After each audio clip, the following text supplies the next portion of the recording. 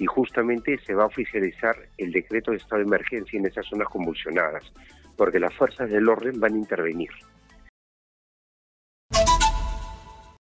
Muy buenas tardes, ministros. Estamos viviendo momentos de bastante tensión. Quiero empezar esta entrevista con lo que acabamos de escuchar. Hay desmanes y los desmanes están llegando a perjudicar la inversión privada, la posesión privada. Esto, ¿en qué decanta? ¿Esto es delito? ¿Tomar carreteras, bloquear carreteras, incendiar carros? Por supuesto, la protesta tiene que ser legal. La protesta es legítima, es un derecho ciudadano, pero cuando se hace entre los parámetros de la ley. Lo que estamos viendo son desmanes y justamente se va a oficializar el decreto de estado de emergencia en esas zonas convulsionadas, porque las fuerzas del orden van a intervenir. Muy bien, usted es abogado y me imagino que usted, que ahora es el asesor principal de la ministra y de la presidenta y del gobierno, está enganchado y está toda su inteligencia puesta en este decreto de urgencia. Este decreto de urgencia, ¿hasta dónde llega? Es decir, ¿qué es lo que se va a permitir? Porque ayer la presidenta dijo que no se iba a militarizar, ¿no? Hoy día el ministro de Defensa dice que no se va a militarizar, pero hemos visto que en realidad hay varias partes del país donde la policía no se da abasto. Han quemado instalaciones de la Leche Gloria. Vemos que hay desmanes luego en Andahuaylas. Vemos que hay varias partes donde no está llegando la Policía Nacional porque son muchos puntos. ¿Qué es lo que se va a hacer? ¿Qué, mediante este decreto, cuál es el alcance? ¿Qué es lo que se puede hacer? Correcto. En primer lugar, vamos a ser claros y precisos en algo. Este tipo de normas ya son normas que ameritan una gradualidad, es decir, un uso proporcionado de la fuerza. El Estado tiene un poder coercitivo, o sea, puede usar la fuerza. La policía, el ejército, la marina, la FAP, son la fuerza en sí. O sea, la capacidad de poder, o sea, utilizar la fuerza por parte del Estado tiene que ser siempre proporcionada. Y en este caso, lo que se tiene que ver es que hay una gradualidad. Tiene que haber una gradualidad en torno a eso, una gradualidad.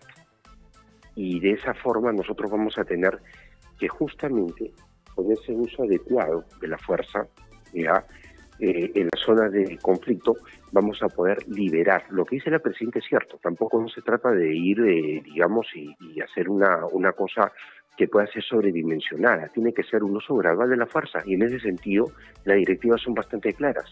Policía, de ser necesario, las Fuerzas Armadas, todos intervienen con un uso gradual de la fuerza para poner el orden público.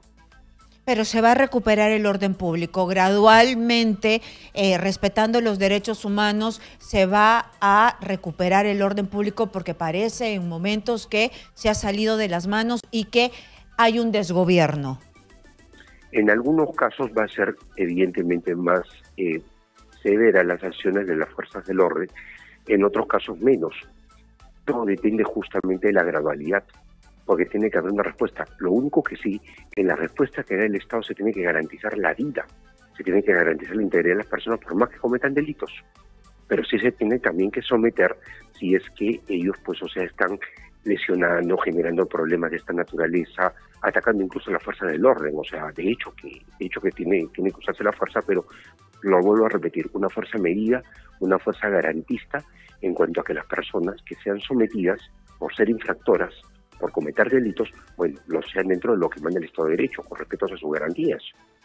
Un uso proporcionado de la fuerza. Quiero ser muy enfático en eso, porque también, o sea, la respuesta tiene que ser contundente, pero acorde. De acuerdo. Usted es experto en derecho electoral y ayer la presidenta ha dado un mensaje a la nación hablando de adelanto de elecciones para el 2023.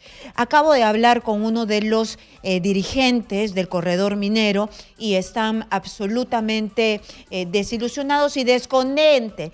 El 24 del 2024. Están totalmente decepcionados y creen que un adelanto de elecciones se puede hacer muy rápido para el 2023. Ellos quieren que sea en abril del 2023. Quisiera que usted me explique por qué se tiene que esperar tanto, por qué no lo ha hecho rápidamente, por qué no es así, al término de la distancia? ¿Por qué? Porque hay leyes, y eso es lo que se tiene que tener en cuenta en este caso. Hay leyes vigentes que se tienen que respetar. Por ejemplo, una elección amerita de que un año antes de la misma ya no se haga ningún cambio normativo. Eso es en abril del 2023. El cierre del padrón, por ejemplo, que da toda la garantía para la elección, también se cierra en abril del 2023, un año antes de la elección. Así lo manda la ley hoy en día. Eso es lo que no están viendo el aspecto técnico, se están quedando simplemente en el tema político. Por otro lado, la convocatoria de elecciones se tiene que hacer 270 días antes de la elección. Eso es julio del 2023. Por eso que la elección se convoca para abril del 2024. Hay tecnicismo tras de esto. Y eso va de la mano con justamente los criterios que pocas veces son atendidos del Jurado Nacional de Elecciones, de la OMP, que siempre en el tema de plazos buscan pues los plazos más adecuados como para que el proceso sea garantista, pues se respete cada una de sus etapas. Entonces, acá lo que se está haciendo es se está actuando con arreglo a la norma. Y justamente esa propuesta de adelanto de elecciones es con arreglo a la norma, y el plazo para que se tenga que dar esa elección es abril del 2024.